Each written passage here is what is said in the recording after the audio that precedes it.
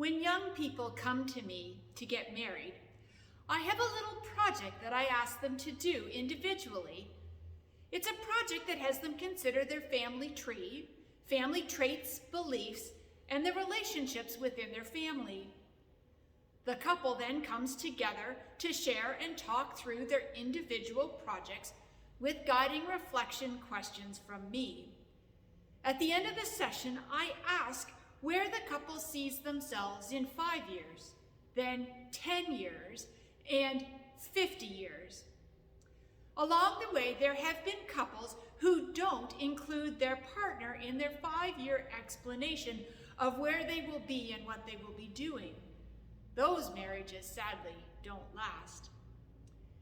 In small towns and rural parishes, the answer, more than once, has been on our veranda, side by side in our rocking chairs.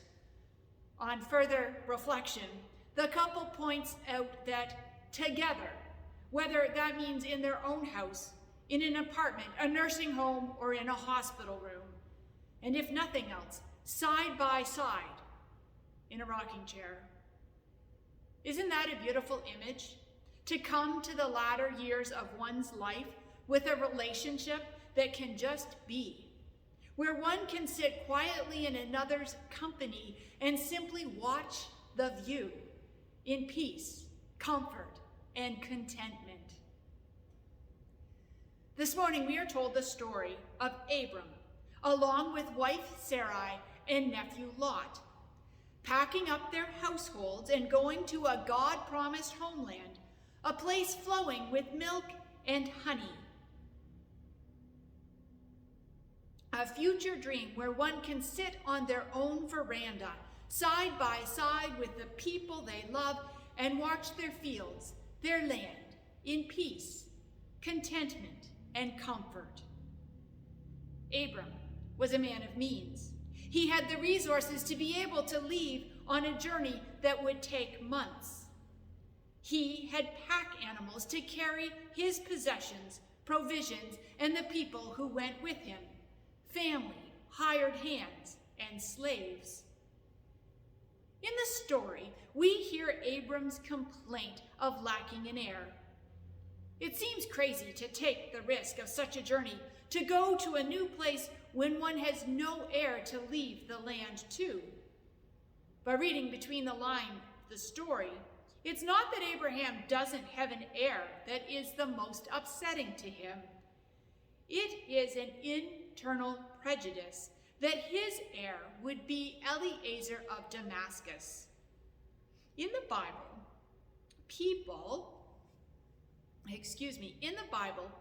who one respects are referred to as so-and-so, son of so-and-so. Here, Eliezer is not the son of.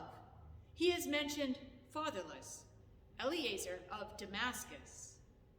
This is prejudicial language given to a slave, someone who is property. To use this term is to see the person as socially dead. Regardless of this hiccup, Abram, whether or not he has a child, has the resources to live the rocking chair dream. But for many in Abram's time, a rocking chair dream was beyond imaginable. To lack children and heir would be problematic and cause a couple a lot of stress and fear.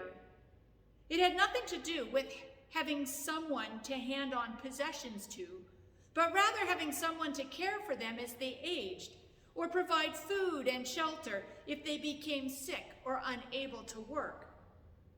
Grown sons were social security for wives, mothers, young children who had no income of their own. An heir was their social security net. Translating the Abram story to the Canadian context, I think about the movement of people during pandemic, people leaving urban centers or busy lives.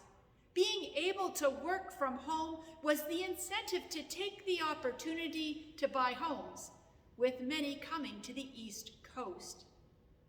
It takes resources to move from one place, one province to another. I have a couple of friends who did this very thing. My friends have an image that life will be good, flowing with milk and honey as they transition towards retirement. They have the resources to believe in rocking chair dreams. But for many, a rocking chair dream is beyond imaginable.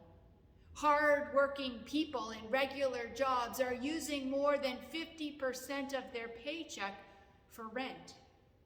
Rent in Halifax has jumped in the past year, where if you were lucky to have a 2-bedroom apartment for $1,000 a month, it's now over $1,500 a month.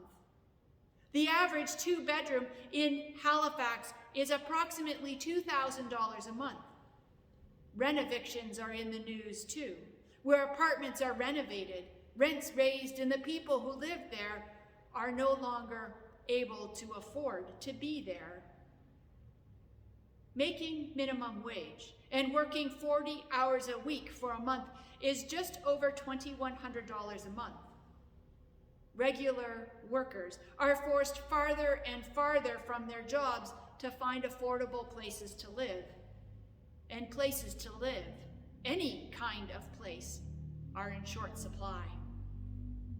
Now those who have relationships, relationship resources, families, friends, and co-workers have turned to multi-generational arrangements or communal living out of necessity, whether it is 2 households merging and sharing resources, or elders moving in with adult children, or adult children moving back home.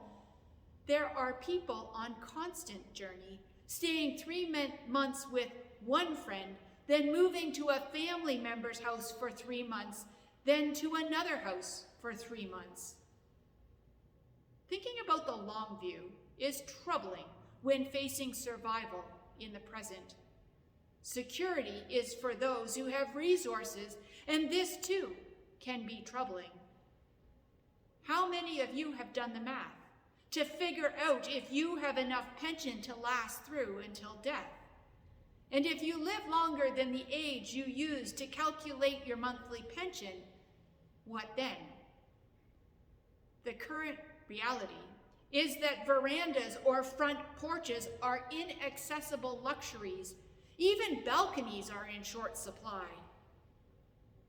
A rocking chair dream is beyond comprehensible. Sitting side by side on a park bench is difficult too, as benches in the cities are becoming homes. As always, the Bible doesn't just tell a story to tell a story. The story has a moment of turning, where the story and people's understandings are flipped upside down.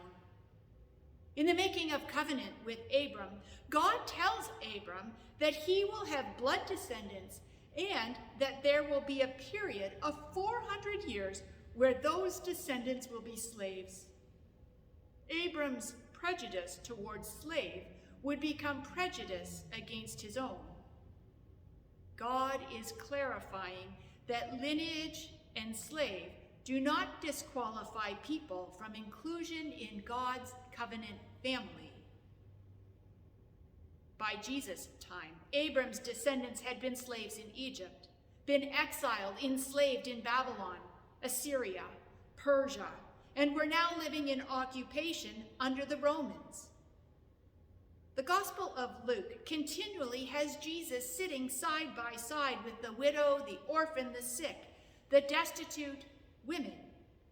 He tells parables that turn stories upside down, where the theme includes breaking down prejudice and clarifying that lineage, slave, marginalized, does not disqualify a person from inclusion in God's covenant family. From today's reading, Luke reminds readers that Jesus is connected to the prophets, living as a prophetic voice and acting prophetic action. Jesus tells listeners, "How often I desired to gather your children together as a hen gathers her brood under her wings, and you were not willing."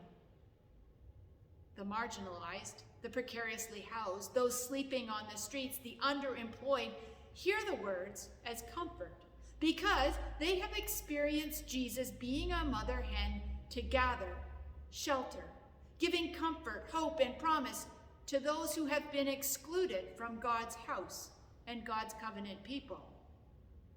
Those with resources ignore Jesus and have no will to listen because the listeners know the covenant and the image of God as mother hen is connected to God's rocking chair dream. The rocking chair dream is about a living covenant. Love God, love your neighbor. Early in the gospel, Luke provides the theme and direction of the gospel message by quoting a passage from Isaiah. The Spirit of the Lord anointed me to bring good news to the poor, proclaim release to the captives, give sight to the blind, let the oppressed go free, and proclaim the year of the Lord's favor. It is a message that is received by those marginalized, divisive and controversial to those with resources, and dangerous for those who act out this gospel. For Jesus, it led to capital death. In our context, when speaking of those seeking affordable housing, the precariously housed, the homeless, there's prejudice.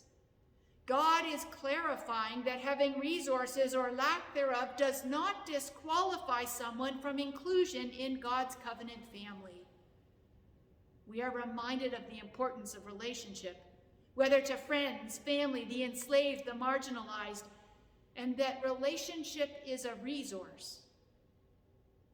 How can we, as individuals and a faith community, be life-giving and provide all with hope, to see and realize comfort and stability, able to participate in the rocking chair dream?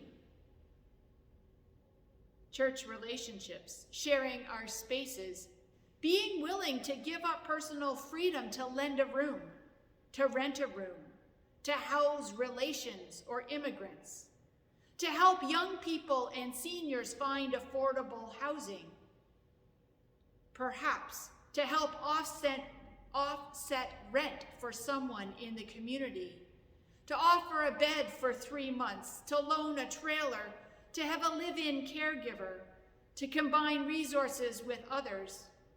For those who live alone, to consider sharing an apartment so apartments open up for others. And then outside our own homes, to lobby, to fill out HR envisioning surveys, to advocate for a living wage, to demand affordable housing. Are we going to allow the readings from today to unsettle our notions and our prejudices? Are we going to allow the gospel to upend our practices, to consider housing ourselves in different ways, to cooperatively act and live, to relieve housing stress? When I think about a rocking chair dream, in latter years, sitting side by side in another's company, simply taking in the view in peace, comfort, and contentment, I can't help but think of the sprawling verandas on farmhouses where there is room for more than 2 chairs, where there's room for many, many chairs, many couples, many families, many relations. This is the dream, the big picture that God is calling Abram to, calling us to be a part of, building a veranda where all are invited, all are included to come and to relax in comfort, in peace and contentment, gathered together under God's mothering wings. Amen.